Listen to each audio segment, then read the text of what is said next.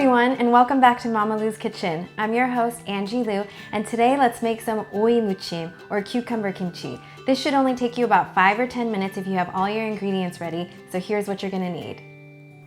5 to 6 Persian cucumbers, a 1/4 cup of diced red onion, and a 1/4 cup of diced green onion, 1 teaspoon of roasted sesame seeds, 1/2 tablespoon of sesame seed oil, 1/2 tablespoon of gochugaru, and 3 tablespoons of seasoned rice vinegar, 1 teaspoon of sugar and 1/2 teaspoon of salt. You can adjust that to taste. 1 tablespoon of minced garlic and 2 tablespoons of gochujang.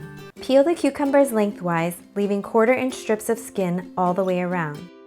Then cut the cucumbers into 1/2 inch slices. Now that you've seen how I like to cut the cucumbers, let's transfer everything into this larger mixing bowl and mix together by hand. Combine all of your ingredients into the mixing bowl and don't forget to add your salt and sugar. Mix thoroughly until the cucumbers are fully coated. So now that this is all mixed together, let's taste this.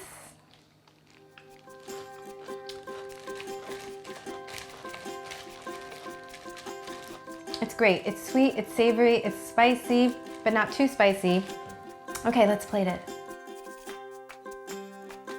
So in less than 10 minutes, you have this perfect little side dish, your cucumber kimchi, which you can keep in the fridge for about 3 to 4 days, or you can serve after about 15 minutes.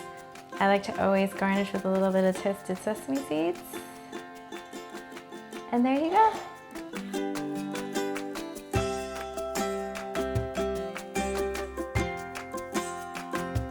Thank you so much for watching. Pom Pom and I are so excited to share many more recipes with you.